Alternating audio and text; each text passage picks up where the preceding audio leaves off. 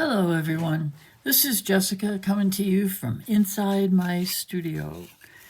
If you saw my recent video about making a collection of giant color swatches from your watercolor, you know how fun that was in real life.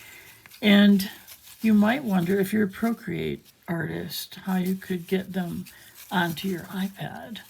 And I don't mean just like this. They're on the iPad, but they're not going to do as much good, right? So instead of that method, what I did was I took a picture of a close-up of two of the swatches with the iPad, and I'm going to put them here in real life, and you can see that there's always a difference between light color and real-world color, because they're just made of different primaries and they're backlit and a lot of things, but that's not terribly off. It could be a little more pink. And this one is also pretty good. Now when we're right against the light there, it doesn't look as close, but if we're not, that's not bad. That's not bad for keeping the color the same as you're crossing over between analog and digital.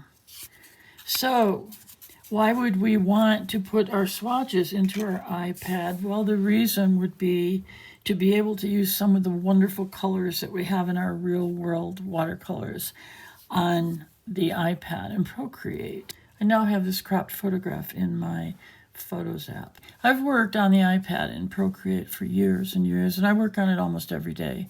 But mostly it's not creating my original illustrations or paintings. Mostly it's working with cleaning them up or moving their parts or testing colors or whatever. And the main reason I don't usually create from scratch is that I don't have these wonderfully rich colors, and for some reason using the mixing wheel I don't get the nuances that I'm looking for. So the idea was how to get these wonderful swatches into Procreate on the iPad. So the first thing that I did was I took a photograph with the iPad, a close-up, and here it is, it's in Photos.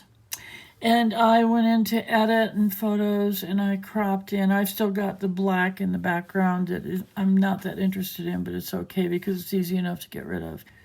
Now the next step is going to be to go into Procreate, so I'm going to be able to bring them into there.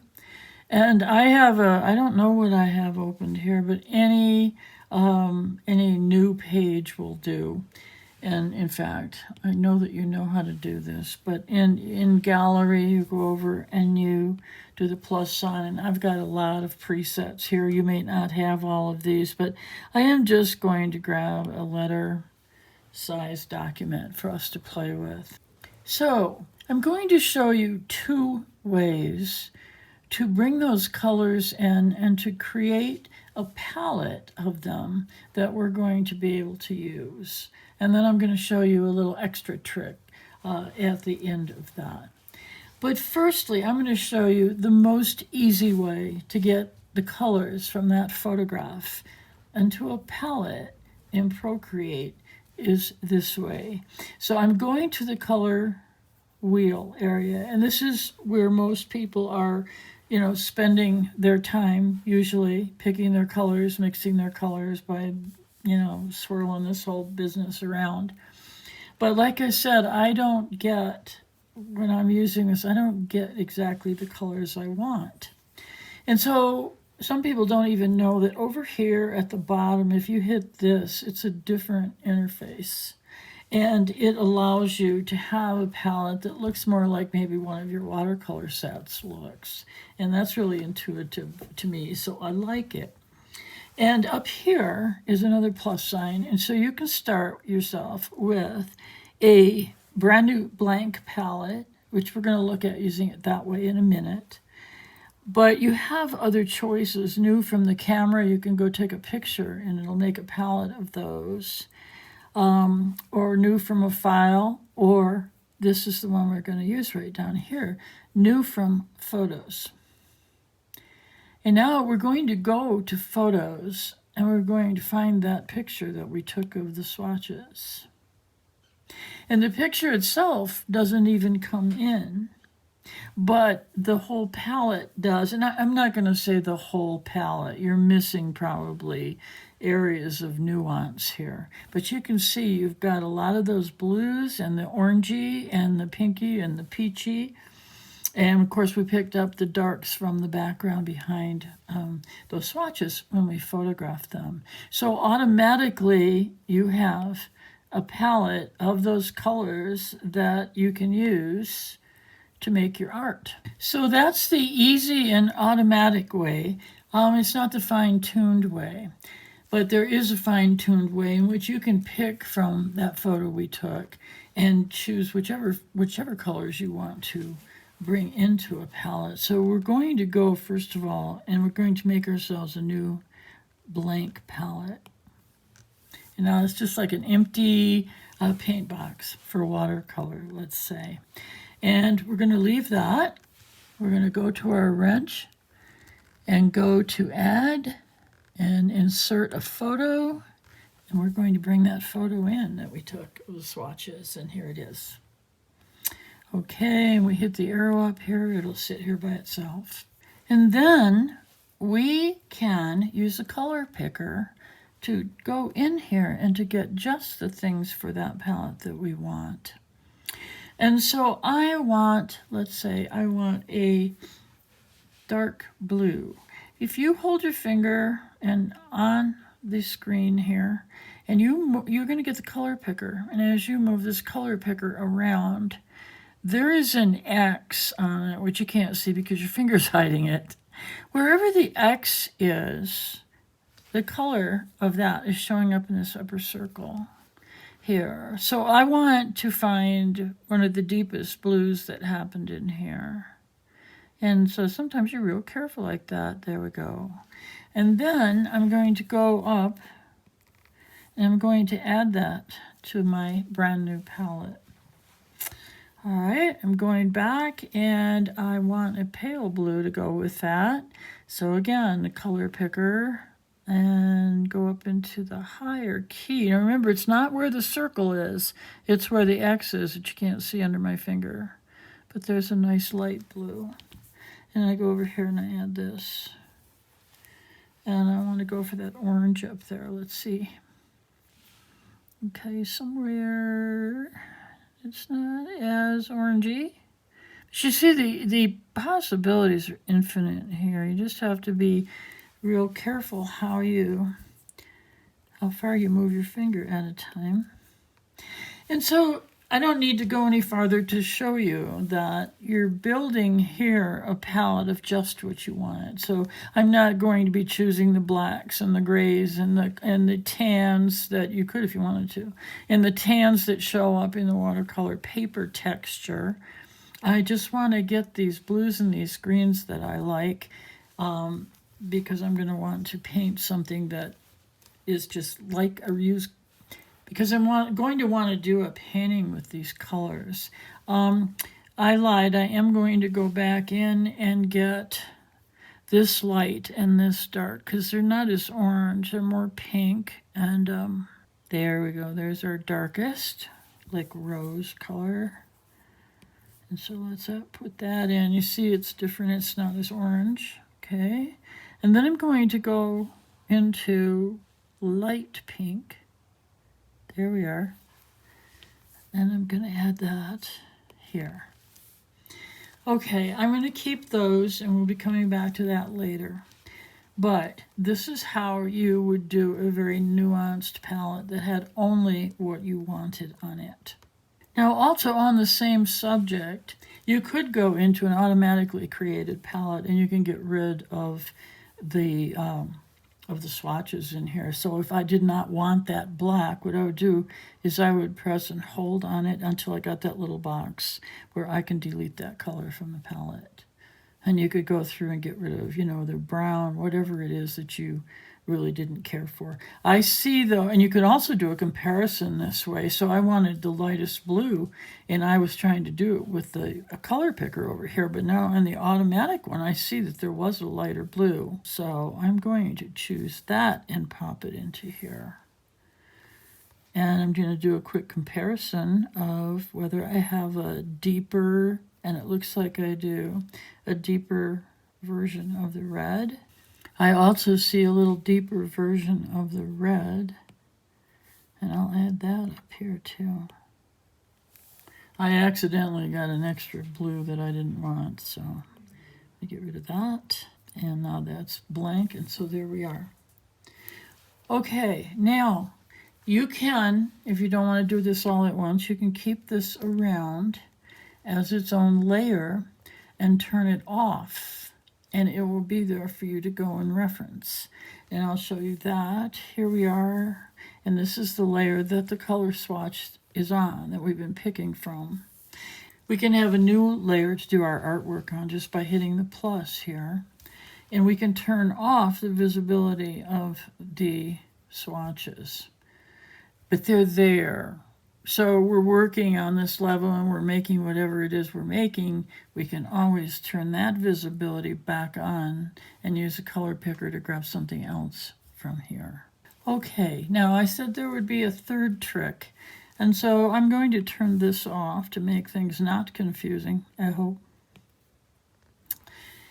And we're going to go back to the wrench, and we're going to go to canvas this time. And we're going to turn on reference right here. What this does is it makes a floating window over your document. And you can use, if you were working from a photograph, you can bring that in, or you can bring any number of things in here. This is like canvas, image, face. Down here we're going to say image. And you get a chance to import an image. And we're going to import our swatches again. And this time they are landing here as a reference photo. And you can move that anywhere around, and you can expand the size of that if you need to, so you can see the entire swatches. You can make it smaller, get it out of your way. But to use the color picker on here, it will not work if you start out on your screen, because it's going to only see white here or whatever you've drawn on here. And when you go over to try to pick from here, it disappears behind this window. So what you have to do to use the color picker with the reference photo is to tap in the reference photo right in the first place. And then you can push the color picker around and get it where you want it and get exactly, there's a nice little brown right there, the color that you might be interested in. And then again, you just go back here and you add that color. I'll put it in that empty space from my duplicate. So this is a really great way to have these colors in your iPad that originated from your rich and wonderful watercolor swatches. And now we're going to test how true is this, okay? This is our picture of our swatches, and how can we get our brush strokes to look like this in Procreate. And we're going to need a brush that does highs and lows that can get you this range of color right here. And so we're going to need one that will pile up as you add back to it, but even in a single stroke will give you a watercolory look. And I went to Procreate's own brushes. There are a million wonderful watercolor brushes out there. They're free, offered on YouTube as part of classes, and you can buy them really inexpensively from artists who make brushes. There's a lot of them on something called Gumroad.com and on Creative Market. .com. So anyway, because you won't maybe have the same ones that I have purchased, I went to the brushes that come with Procreate, and I went to the section called Water and to the wet sponge right here. And this works pretty well to do what we want to do to see how close we can get to this color range that we have right here. And the other aspect is, of course, that when we don't pick our pen up, we still get texture in darks and lights. Okay, and that's not real bad for a match inside. When you do pick the pen up, this is a type of brush that every time you pick it up and you lay it down, you're darkening. So you're laying down another glaze of color if you want to look at it that way. And so I'm going to do that all the way around here. And I'm going to see how dark I can get with this. And that is just, that's not bad. Let me pull this guy over here as close as we can get. Too bad I have that black on there, right? That's just not really bad. Could be a little more yellow. What you want to do in that case is you can come back to your color here, and you can take this back over. This is your palette side, which is right here, but we can take it back over to that circle. And we can move this just a little toward yellow. Just a little, I don't want to go too much right there. And then that's the color that I have up here now. And I can go and add that to my other palette if I wish. It's a little yellower version of these guys. And let's go back and let's glaze over here again, or do this again, and see if we might have an even better mix. That's closer. Okay. But it is oranger, so I think maybe I like the other one a little bit better. And the other one, I just went in on here, and I went and grabbed it out of that corner right up there. Whoops, not quite. I was just, for a minute, it flashes on what I wanted. There we go. Okay, and now we're back into this area. Well, a little different. I got a little different color that time. What I forgot to do that I should have done is when I had chosen this one, I should have put it in the palette. I did not do that. Now, you always have, though, your blending finger here, and you can mix, and you, with your blending finger, can also get a hold of any brush. So we're going to go down and get the same brush from the water painting part for our blending, and come over here, and we're using that same brush to blend. So it is a lovely thing because it's going to give you your darks and your lights and your middles, and you can nuance that to death here. And I don't have one at hand, but there are many papers available that are a watercolor texture paper. They're available in two ways: as a layer that you can put in, and sometimes it's a group of layers because that's how they're made, but you just import them into your layers. And the other way is that there are now canvas brushes, texture brushes, that you can come in and you just can brush over this or under it and turn this kind of texture, which is smooth here, into the kind of texture you have on your watercolor paper. And that would make something that is just very close to a match right here. So I want to be brave, and we'll try this one more time. I'm going to go to my palette area, and I'm going to choose my blue from over there and see where we're going to get with that. If we get anything, it's going to be like a match at all. And I'm going back to my brush, and I'm on my wet. Yes, I'm on my watercolor brush. Oh, that's nice too. And then when you pick it up and put it down, you're going to get your darker layer on top. When you have like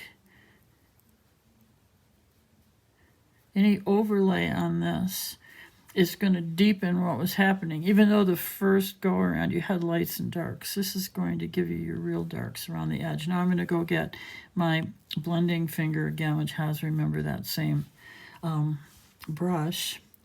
And I'm going to lighten up in here a little bit. And I'm not blending with the orange yet, but I am getting this middle to be really close to this color range right here. So it's never going to be like exactly the same because you're starting out with a real mix here, but it's going to get you in here with your same kind of color range from your giant color swatches that we made. I wanted to show you how you can look a little more like your watercolor swatches by adding a watercolor texture to your document.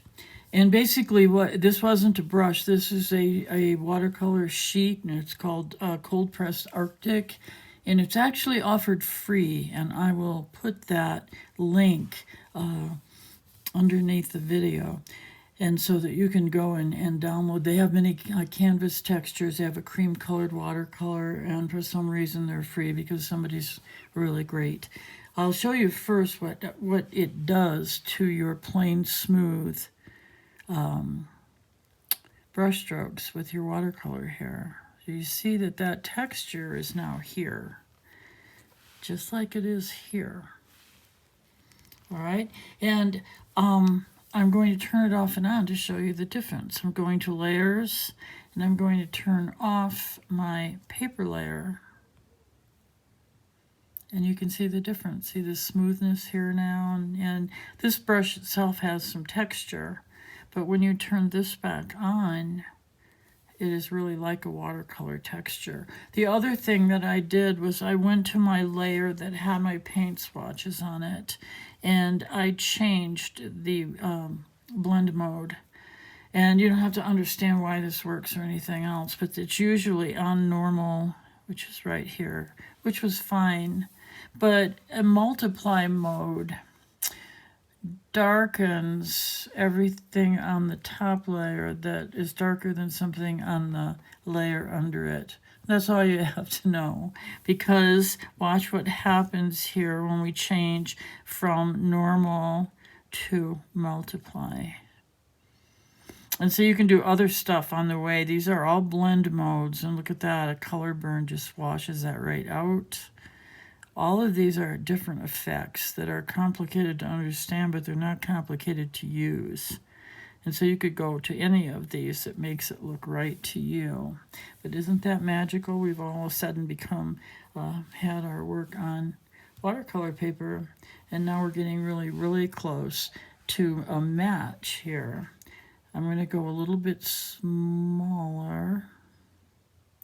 And this seems brighter, doesn't it? So I'm going to try one more thing here and go up to this little magic wand and go to hue, saturation, and brightness. And I'm going to bring up the brightness a little bit. And now we are getting really close to what we have here. So, amazing stuff. The closest that you can get to using your actual watercolors, I think, in Procreate. Just to show you how lovely this is, I went back and I cropped our photograph, cropped the black out of it. I should have done it a long time ago, but anyway, I brought them in on another couple layers in the Procreate document just to do a comparison of how well we did.